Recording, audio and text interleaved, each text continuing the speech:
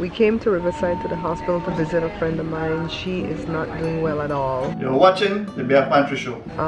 They're doing a procedure on her right now. So we're waiting, hoping that they'll bring her out soon and we can see her. It's only Joe and me in the elevator right now, guys. We're going to the 4th floor to see my friend. It stopped at first, will behave yourself. We were able to see my friend, guys. I would say 90% she was coherent and 10% she was disoriented, but she has drugs and stuff in her, you know, from the procedure that they did. And what did they do again, Joe? An angiogram. Direction still on you. You mean you have it understood, right? I'm sorry. I gotta try to take it off. Yeah, guys, so there's something wrong with her aorta, and it's a genetic thing. I pray to God. You good? I'm good so far. Okay, let me catch my breath. We're going stairs, and this is the last one. Hold on, boo. The last one? Okay. This feels like something that would happen out of a Lifetime movie. The battery is going out. We have to go to Costco and get a battery. But are we gonna go home and eat first? Huh? We're gonna go home and eat first, guys. So I met my friend Nisa when we used to go to that Pentecostal church, Church of God in Christ in Riverside. We went to the new members class together. Yeah, when you go to some of these churches, you have to go to classes. I remember when they gave us exams too. You have to know about the church. I would never do that again. I was stupid. Nisa did it too, and Nisa left the church long before I did because she didn't like some of the stuff the preacher was preaching. Nisa has always thought for herself. She's so brilliantly smart, very artistically inclined with her writing. She can write calligraphy real nice. I'm glad I was able to come, but we really need to get a battery before we go to the funeral tomorrow. I'm going to go to one of my mom's friend's funeral, and I don't want to get down there and then the car won't start leaving the church to go to the burial, or leaving the burial to go to the repast. I don't know what all we're gonna do, but just in case, right?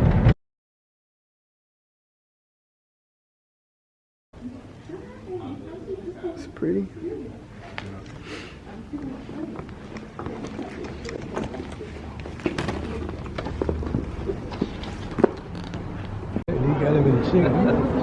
Pretty.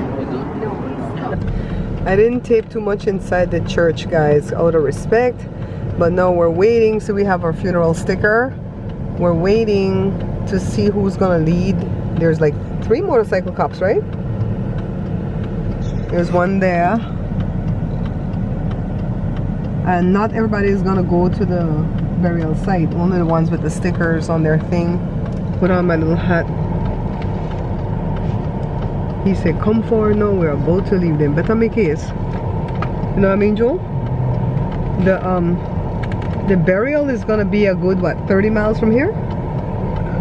Good 30 miles from LA in Whittier. And then you have to come back down to LA for the repast. So I'm really debating that. I don't think I'm gonna come back for that, because that's gozo. Come back, gozo. I made some powder bun. I'm gonna just give somebody the powder buns to take to the thingy. I don't know what happened, guys, but when I made this hat, I made it a little bit too tight. But then again, when you're at the burial ground, sometimes the wind is blowing and you lose your cap, right? You're just trying to get out. A little spark.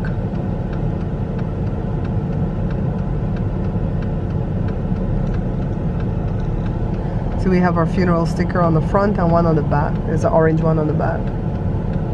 So this cement truck jumped in here and kind of messed up the train just now. So we have to have our flashers on. And how many cops are in front of us, Joe? The one that we're over there, is that for us? This one over there, is that for us? Yeah, he's for us. See, what is he doing over there? Do they know what they're doing?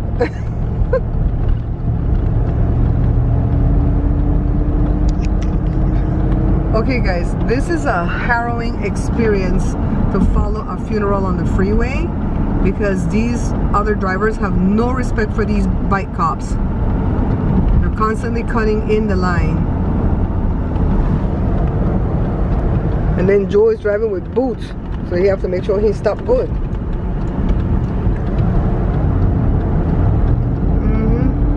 So this car is going to the service too, the burial service, but the funeral thing flew off at the back, so we're still kind of holding the line behind them. And then there's a lot of people behind us. We exited behind these two cars because this is who we were following the whole time, and we don't know where the bike cops are, but we know we're in the right location because I turn on the directions right away, child. Okay? So follow down too. So we're at Rose Hills Cemetery. Where the cop then there? I'm still worried about where the bike cops are. 3 bike cops and we lost them all. Cause this one don't know why when he follow the SUV too. Apparently where we turned just now for the burial ground wasn't the place. That's a part of it. But we're following those 2 cars ahead of us blindly. The guy came out of the car and said, I'm following her. She don't know where she's going. So there's a big line of cars behind us. So then somebody went, I think that guy went to ask a question, went in front of us. And then a cop came, not our cop, and helped us come all the way down the street. And then we came in on the right hand side. So now we're here. Let's go to the hole. Guys, we're here waiting on the preacher. I think it's not what they say, right? Preacher got lost just like us. Yeah, that was the preacher. I don't know if he was not the black car up there. Preacher had some dreads, right? I want to band over your head. Everybody get lost, folks. Yeah.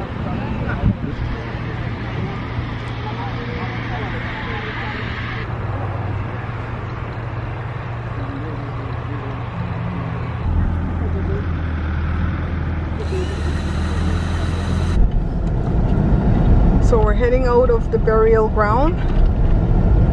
Gonna hit the freeway and figure out some food. We came to Costco to have lunch / dinner because it's the cheapest thing to do. If you have a Costco membership, we spent $10.44 just now. We got a slice of pizza, 1 hot dog, and 1 chicken bake. The hot dog comes with a free soda, and we also got a chocolate ice cream or chocolate frozen yogurt, whatever they sell here. So we're gonna share everything like a buffet. Well, Joe's gonna eat his pizza. I'm gonna eat a little piece of the chicken bake and half of the hot dog.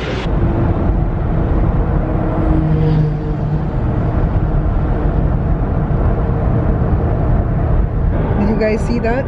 Over here in California, the motorcyclists can split the lane with us. They are very rude at times. Like, they expect that you see them coming, right? And sometimes you don't. You're so focused on the road ahead of you, you're not noticing what's coming beside you. And then if you swag over in the lane a little bit, you could hit them. And so they kick the car, they punch it, they do all type of foolishness. How much longer do you think to get home?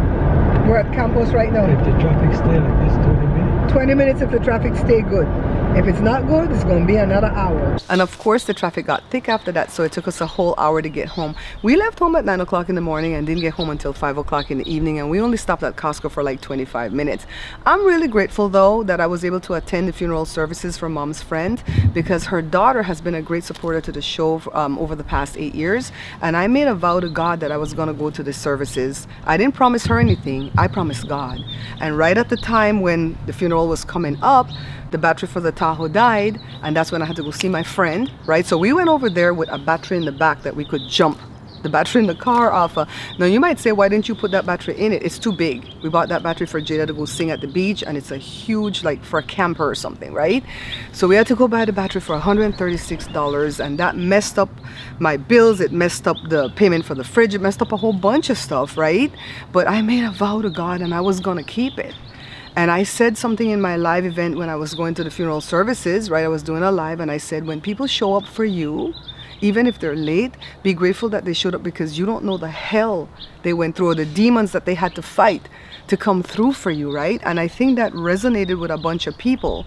And I want to let you guys know that God came through for me in a big way, because my friend Sarita and my friend Heather both donated that same day. Well, Sarita donated the day of, you know, when I went to see my friend Nisa, and then Heather donated the day of the funeral. And they came through for me in such a big way. It was such a blessing. And I don't know the hell that they went through to come through for me, but I want them to know that I'm grateful, okay? So I'm going to say that they sponsored this episode. What do you guys think? Sarita and Heather sponsored this episode. I'm so grateful. I'm so grateful that I was able to do what I promised God that I was going to do. And then He came through for me in such a great way. This is the Beth Andrews Show.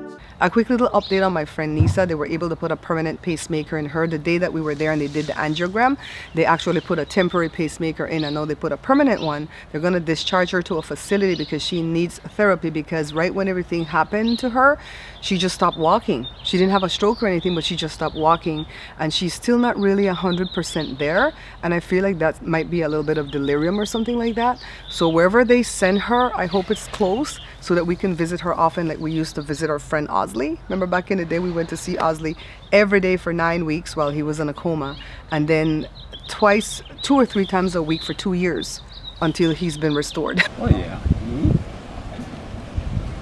Because a lot of time I decided to give up. You did? What you tell you? Did you hear us? When you were sick, did you hear me and Joe come by the bedside and sing and talk to you and tell you don't give up? No. You don't remember? Huh? What did Jesus say when you want to give up? Did He say it's not your time yet? Or No, what He don't say? give up. He said don't give up? Hold on. Hold on? Is that what you want people to know? Oh yeah. Because a lot of times I just feel like just giving up on it. Mm-hmm.